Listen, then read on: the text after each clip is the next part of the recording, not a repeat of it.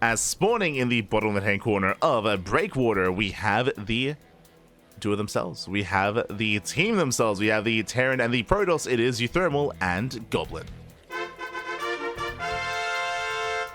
And spawning in the top right-hand corner, we have their opponents. We have the Taiwanese duo of Lemon and Deer. We go. How's it going? Bye-bye. It's going well. It's going well. Very busy. January's been very busy here on the CranKy Ducklings. We've been casting every single day, at least twice a day as well.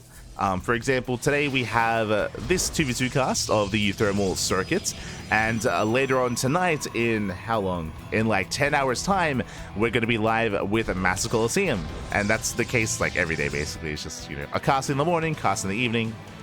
Oh, the StarCraft. No rest for the Ducklings. Never any rest. We did take 2 days off in December. We took off, we had Christmas Eve and Christmas Day. Those were the 2 days off that we had in December. So we at least had that, but not in January. No. Not at all. As we're getting to openers, once again, Salsa Tequila, uThermal going for a 2x, potentially 3x Mass Reaper. Looking very similar to the game that we just saw. Meanwhile, back at home, we have Lemon opening up at 2-gate as well. Interesting. 2-gate opening here by Lemon. To see his teammates going hatch gas pool. Goblin being as annoying as possible with that to block at the natural. And here comes that third Rax. There we go. It is going to be 3-Rax Reaper. Is going to be committing. So I'm getting some deja vu. I'm getting some deja vu. Now, if you recall, a big factor in game number 1 was the fact that Fluffy and Peekaboo, they were all in. They were completely all in. Peekaboo, he cut workers at 22. He lost drones. They didn't make any more. Likewise, the Protoss Fluffy did go for a 1-base all in and never expanded. So this time we actually have an economy on the way. It means that, you know, our 2 players here can sustain themselves getting into a longer mid game if they can get there. We'll see if they can, unscathed. As again, it is going to be uThermal and Goblin being the aggressors, massing up Adepts, massing up Reapers, moving out across the map. The first Reaper has arrived. And will not get a worker. Yo, shout out to Deer. Does morph in the Spore, morphs in the Gas Geyser as well. Doesn't lose any workers, not yet. Likewise, you have some safety links here to hold the line. Queen has arrived. Really, this is when I find out that they have shared unit control and Lemon is controlling both armies. which is possible, by the way. I don't know if that's what he meant when he said 1v3. Oh no. As we have uThermal dipping in. Falling back. So far, no major economic losses. Nice positioning here with the Adept. Shading into the main. Getting a probe. 1 probe goes down. Reapers, they rotate over towards that natural. Second Queen does pop out. Now they can focus on their front line, on that main defense. Adepts, they do make things complicated, and Reapers, they can dive into the main. Yeah, there is a cliff. And Lemon, he does have vision. So far, so good. Lemon, he's keeping up. Lings, they collapse on the army. Going for the dive. This I'm less certain of. Yeah, the Reapers, they punish the dive. They shut down the Lings. Adepts, they shade into the mineral line. Drones are going down. Getting 2, 3 worker kills so far. Getting 4. And so far, it's very successful aggression here from uThermal and Goblin. Getting another Queen. Queen goes down. Ling speed has kicked in. And Lings are amassing. Behind this, both players expanding, of course. Both uThermal and Goblin getting their naturals up and running. Goblin once again working towards that immortal-based composition, or Gateway Immortal. And uThermal still going purely Mass Reaper, as we have 2 more Vaxes on the way, +1 range, +1 attack as well. And just pure Reaper out of uThermal.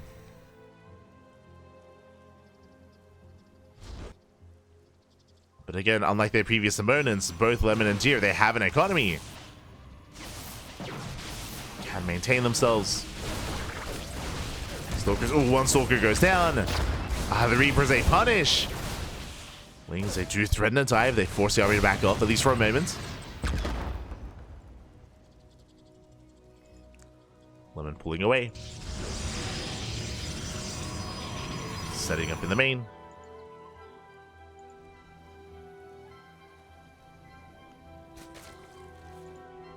Has it been a 2v2 like kind of game with someone won 1v2? I mean, if you've been watching our show matches, our StarCraft Evolution show matches, then, I mean, we specifically hold that format. If you recall, we casted MC, and MC, he had a 1v2 and he had a 1v3. Straight up. Where from the beginning, he just plays as a pro player against 2 or 3 competitors at a time. Same with Honmono, Dark, and Beyond. They've all been in that situation. So the Enki and the Latin American community, they host show matches featuring that kind of format. Where don't get it confused, it's not Archon mode. It's literally 1 versus 2 or 1 versus 3. Meanwhile, we do have that dive out of uThermal. Oh, the punish is real. So many Stalkers going to be going down. Ay, ay, ay. A lot of Stalkers do fall. To see uThermal diving in. Yeah, the Lings, they just cannot touch this. The Master Reaper doing so well. The Immortals have arrived as well. And the expansion is going to be denied. There's no saving it. Oh, that's a kill, not a cancel. uThermal into the main.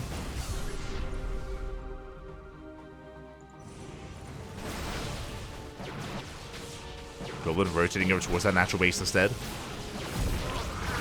Reapers, they come in to reinforce as well. The Pureling, it just can't get this round that they're looking for.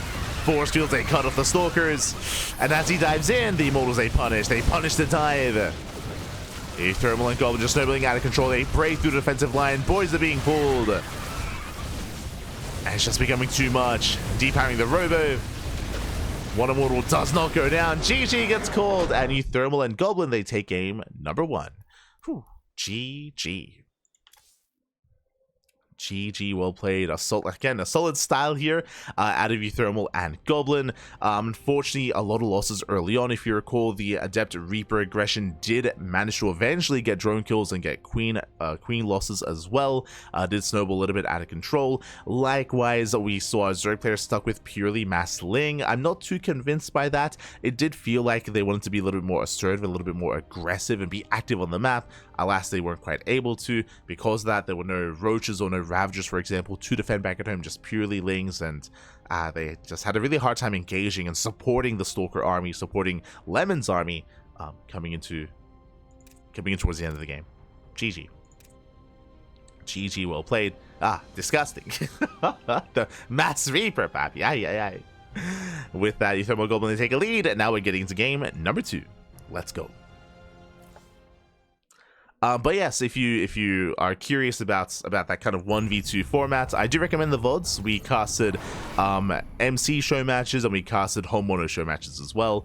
As we mentioned, there were also show matches involving Beyond and Dark and Su as well. That was earlier this year, but we, as English casters, we weren't involved in those matches. Unfortunately, we weren't quite involved in those. But yeah, it is a fun format though, for sure. As we're settling into game number 2 and spawning in the bottom right hand corner of Reclamation, we have the team of the hour themselves.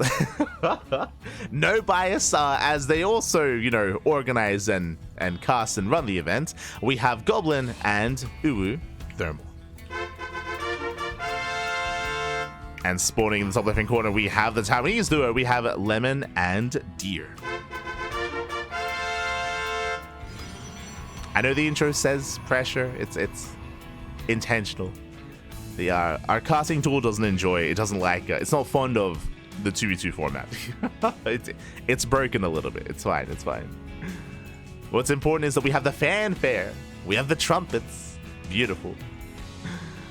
as Reclamation is one of the older maps in the map pool. As opposed to some of the others that we have been featuring, we have split bases, so there is no kind of shared main base, not here at least, but we have somewhat of a shared natural instead. So even though these bases are somewhat exposed, because we can wall off here on the low ground, they should be safe and sound. There shouldn't be a situation where one player gets abused and focused more than the other without any support. There are some 2v2 maps out there where the two bases are very isolated from each other. I don't know if any of them are still in the map pool. I'm sure we'll find out. But those are maps where you can try to all-in one player, kill them early on, and then deal with the other in a longer game and kind of gang up on them. For now though, more economic opener here. Racks expand out of uThermal, going into the factory. Likewise, we have Goblin setting up with the Gate Cyber Expand as well. Or sorry, Gate Expand into Cyber Core. So more standard, more economic openers. I would imagine a big reason for this is because unlike the previous map, there is no Reaper Cliff into the main. In a sense, you have to enter the natural first before entering the main base, so it is much more, it is a bit of a less mobile map here. Reapers are going to be less effective. I imagine the build and the style that uThermal and Goblin were going for on the previous map are very much so map dependent.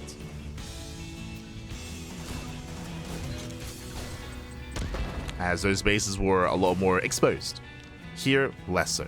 Again, you have to go into the natural first, then into the main base.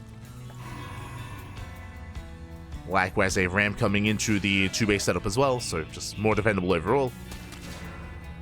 With that, we do have our third base being taken. Thankfully, not delayed for too much longer.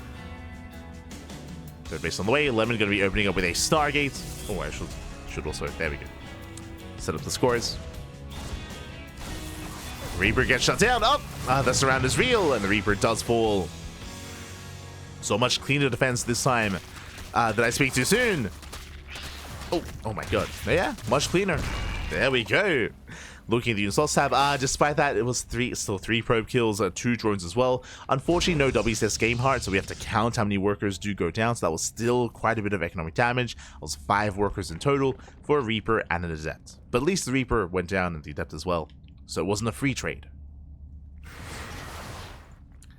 With that, we do have the Hellion follow-up. Very committed. Double factory to Blue Flame. Oh, uThermal, he's embracing mech. And not just the Hellion aggression, though. We have a Dark Shrine on the way as well from the side of Goblin. So DTs on Blue Flame Hellions. Diving into the mineral lines. Oracle tries to help support. Lings come in as well. But the Hellions, they roast up the Lings. Oof, nice surround, though. Hellions are cleaned up. So far, so good. Did get a volley off. 1 probe went down, just the 1. So far, Lemon and Deer, they hold. They survive. Likewise, we have access to Oracle, so detection is available here to Lemon as long as he keeps the Oracle alive. Meanwhile, Lings, they surround! Deer, calm down, surrounds the Hellions. Oh, doesn't quite catch the wind in mind. The shot's gonna go up. Ooh, massive connection. Ay, ay, ay. Yeah, that's a brutal shot. And with that, they will defend. uThermal and Goblin, they hold. Double Oracle in between the bases, headed towards the main.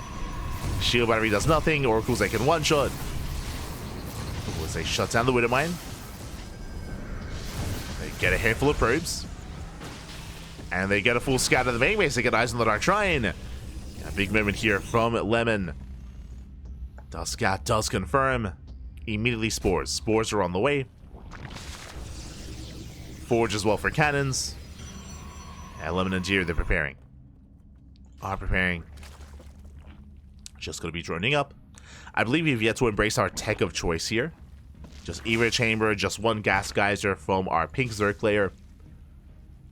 So no Roaches, no Banelings. No layer yet. I should say no layer tech yet. So Hellions, they threaten another dive. Lings, they're buying time. At the same time, we have the Prism into the main. DTs are deflected, but Hellions, will they bust in? Oh no! The boys are being pulled into the Blue Flame Hellions. Brutal moments. That was what? 4 or 5 drones going down. Hellions are cleaned up. That could have been worse, but still damage was dealt. Ay, ay, ay.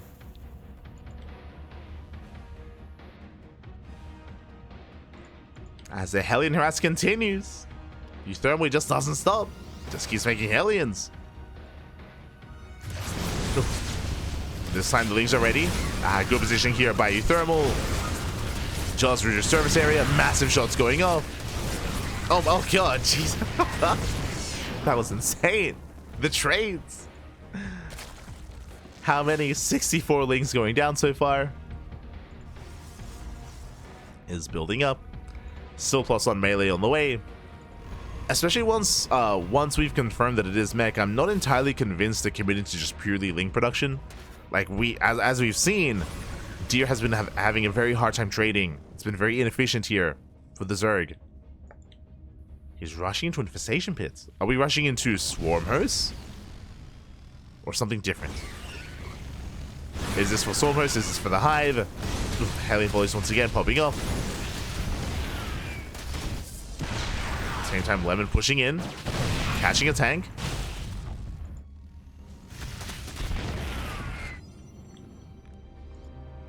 Hellions are cleaned up. More like, it feels like every time it takes so much for Deer to clean up 4 Hellions. Like, it takes him everything to survive that, and then just 4 more Hellions arrive. They just keep trickling in. Like, it's a very light investment here for uThermal, and it's worth it every time. Once again, he does suck himself behind the mineral line. Is cleaned up, but trades well against the Lings. Gets a couple of workers. Switching into Bio? That I was not expecting. Okay. Well, we have Stim. Stim into more Raxes, into Bio play. I was expecting mech out of uThermal. That is not the case. Once again, the Hellion Rumbys, they just keep going. They just they do not stop. But maybe they should. As this time Lemony keeps up. Yeah, nice catch. For the first time, the Hellions, they go down in the center of the map. Diving on the Stalker army. Ooh, there is some DT harass at the same time. Dark Templar, they distract. And when it comes to the main Protoss army here, still very gateway-centric from Goblin. Just Stalkers for now. And DTs, of course, as there is no detection where the Oracles. The Oracles must have gone down earlier. They must have gone down. Overlord speed still on the way.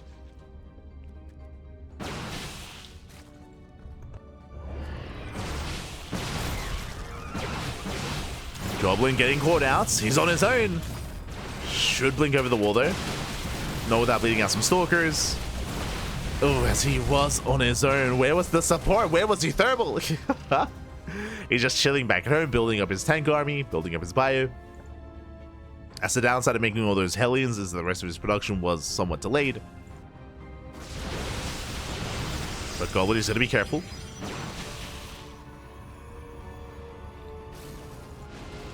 Likewise, there's the army for uThermal going for the double drop. Not much in position. Stalkers, they do blink over. And he forces a recall. Thermal picks up into the main. Threatens a dive. The drop play continues. The mass harass. Let's go. And I was curious what the Hive was going to be for, as, oh my god, this round comes in. Goblin has to get the hell out of here, falling back to the tanks. But it is for Hive, for Ultra Tech. Ultras are on the way. Ooh. As Yama doesn't quite break through. Nice trades here from uThermal. Does focus on the Phoenix. The Phoenix, a couple of Stalkers. Drop on the right-hand side, running into the Ultra. Upgrades are lacking, though, for Deer. Upgrades not quite there. He has, wait, +0 carapace? I just realized. Second Evo chamber just now on the way. I don't think I've ever seen an Ultra with Kindness plating, but without any carapace upgrades, but I'm about to. I'm not too convinced, but okay. Let's go.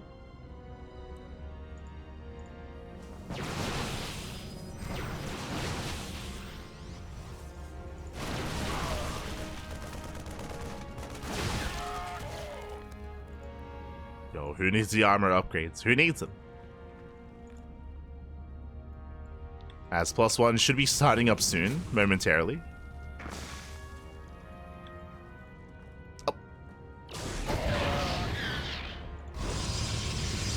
So Lemon is going to be mass expanding.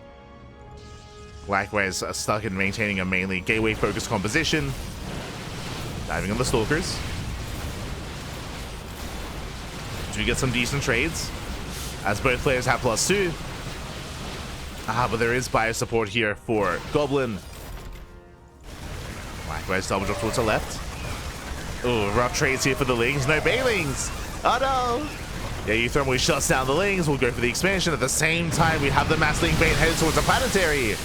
Planetary goes down. Can he keep going? Oh, as Deary's on his own. Pulls away. Oh, the Ultra just melts. Oh no. It's okay, we have +1 on the way. It's coming. It'll help. As the Ultras are going to be more fragile than they usually are, which is concerning.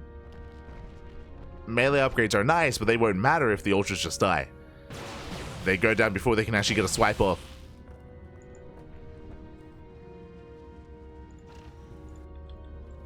They're big, they're terrifying, but they're also very squishy right now. So, still building up. Likewise, triple robot production here from Lemon.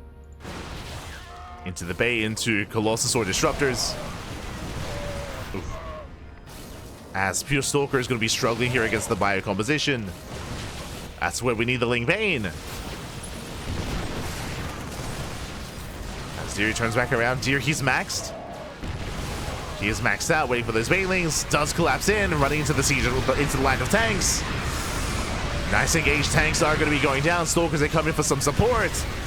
And is this enough? Oh my god, as the Ultras, they all go down. Oh god, oh no. I mean, again, uThermal, he was completely pre-siege. He shuts down the Ultra line. The Ultras, they melt. The +1 carapace does nothing. And now there's no Zerg army. There's no Zerg army left. The concave was brutal. And with that, uThermal and Goblin are still out of control. That was just an insane fight. That was probably the most ideal fight for uThermal. Just having like the concave of pre-siege tanks. That was crazy.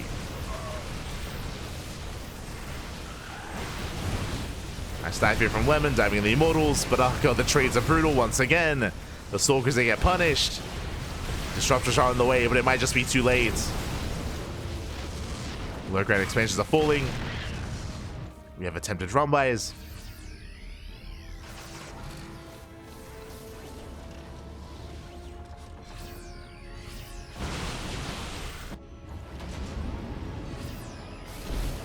Okay, there is potential. Show us the Novas. Nova goes up. Up! Oh, doesn't quite connect. Nice blinks out of Goblin. Does blink away. Pushing in, diving into the Disruptors. Last Lemon, he does punish the dive. But there's nothing to do with the tanks. As uThermal is slowly just pushing his way forward. Getting within range of the expansion. Next is going to go down. We have some Ultras amassing, but again, the Zerg army was completely reset. So he has to build from scratch. Nice flank. Lemon catching a couple of tanks towards the tail end of the army. Catching even more tanks as well. uThermal, he was spread thin. Yeah, not a bad engage. Ultras are going to be targeted down. The army is overstimmed. But it's still not enough. uThermal and Goblin, they hold their own for a little bit longer. Reinforcements on the way. Who surrounds who? Goblin coming in from behind. They're just catching out more Stalkers. Shutting down that Ultra. And it's just Lemon remaining. The drops, they continue. Just pulling Lemon apart.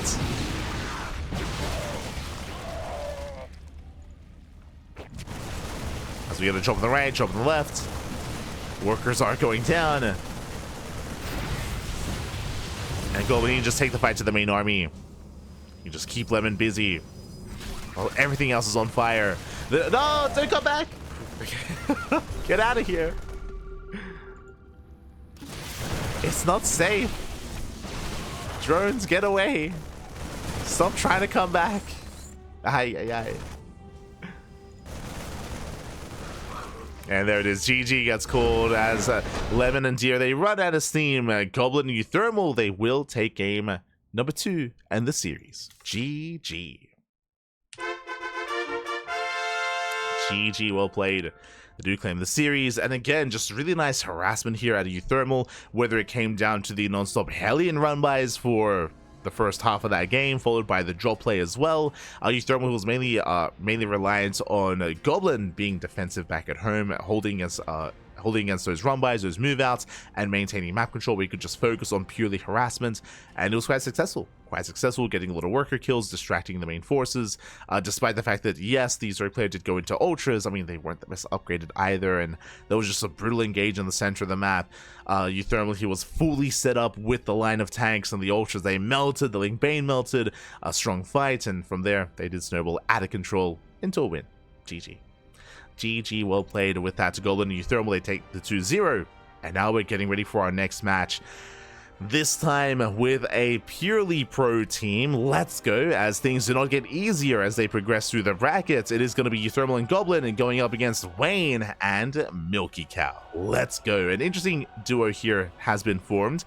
Milky Cow, he did pseudo-retire for a time. He stepped away. He stopped competing for a year, I want to say, is for the majority of 2024.